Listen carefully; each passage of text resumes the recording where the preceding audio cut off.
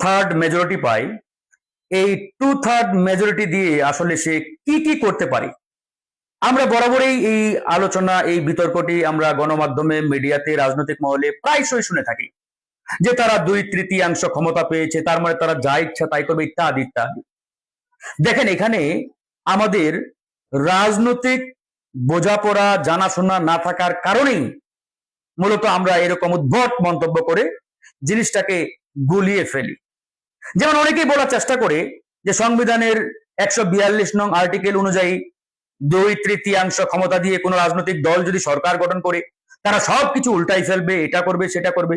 যেমনটি আমরা এখন শুনতে পাচ্ছি যে বিএনপি সরকার 2/3 ক্ষমতা পেয়েছেন, এই 2/3 মেজরিটি দিয়ে তারা নাকি সংবিধানের আমূল পরিবর্তন করে ফেলবেন। এখন আমি আসলে কয়েকটা প্রশ্ন করতে চাই যে এই 2/3 মেজরিটি দিয়ে বিএনপি আসলে কি কি করতে পারবে।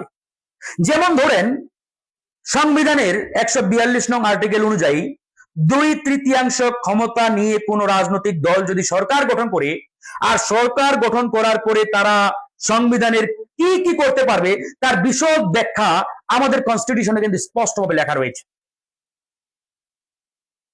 আবার একই সাথে এটাও লেখা রয়েছে যে সংবিধানের যে বেসিক ফাউন্ডেশন, মৌলিক যে কাঠামো, আপনি যদি মৌলিক কাঠামো পরিবর্তন করতে চান বা যান, তাহলে আপনাকে এই 2/3 মেজরিটি দিয়ে আপনি এটা করতে পারবেন না। যেমন ধরেন, বিএনপির যে নির্বাচনী ইস্তেহার, এই নির্বাচনী ইস্তেহারে কি ছিল? তাদের 31 দফায় যে তারা আগামীতে ক্ষমতা গ্রহণ করলে বা সরকার গঠন করতে পারলে তারা দ্বিকক্ষ বিশিষ্ট পার্লামেন্ট গঠন করবে, দ্বিকক্ষ বিশিষ্ট সংসদ বানাবে। আমাদের সংবিধানে স্পষ্ট করে লেখা রয়েছে যে বাংলাদেশের পার্লামেন্ট ওয়ান ক্যামেরা পার্লামেন্ট, মানে এক কক্ষ বিশিষ্ট সংসদ। যখন আপনি এই এক কক্ষটাকে দ্বিকক্ষ বানাবেন, তার মানে আপনি মৌলিক স্ট্রাকচার পরিবর্তন করতে চান, মৌলিক কাঠামো পরিবর্তন করতে চান। আচ্ছা বলেন তো, এখন কি সংবিধানের ওই 142 নং অনুচ্ছেদ অনুযায়ী তিনি বা এই সরকার মৌলিক কাঠামো পরিবর্তন করতে পারবেন? পারবেন না। তাহলে কোথায় যেতে হবে? ওই যে সংবিধান সংস্কার সভা, সংস্কার পরিষদ, ওখানেই যেতে হবে। আর করবেনটা কিভাবে? এই যে অনেকেই বলার চেষ্টা করে যে আমরা একটি স্বাধীন সার্বভৌম পার্লামেন্ট পেয়েছি এবং এই পার্লামেন্ট হচ্ছে সার্বভৌম প্রতিষ্ঠান, পার্লামেন্টে যা ইচ্ছা তাই করার ক্ষমতা থাকে। এটা একটা একটা মানে অজ্ঞতা আমি মনে করি। আইন কানুন সংবিধান না জানা থাকলে এরকম বক্তব্য হর হামেশাই আমরা শুনে থাকি মন্ত্রী মিনিস্টারদের কাছ থেকে। আইন জানে না। পার্লামেন্ট কখনোই সার্বভৌম কোনো প্রতিষ্ঠান নয়। পৃথিবীর ইতিহাসে কোথাও কোন দেশের সংসদ সার্বভৌম নয়। কেন? কারণ সংসদের অনেক আইন, পার্লামেন্টের অনেক আইন, অনেক বিধান সর্বোচ্চ আদালত বাতিল করে দিতে পারে যদি সেটা জনগণের সাথে অসামঞ্জস্যপূর্ণ হয়ে যায়, সংবিধানের সাথে অসামঞ্জস্যপূর্ণ হয়ে যায়। তাহলে আপনি চিন্তা করেন যে সার্বভৌম কোনো প্রতিষ্ঠানের আইন যদি কোনো আদালত বাতিল করে দিতে পারে, তাহলে ওই প্রতিষ্ঠানটি কিভাবে সার্বভৌম হয়? বাংলাদেশে একমাত্র সার্বভৌম প্রতিষ্ঠান কি জানেন?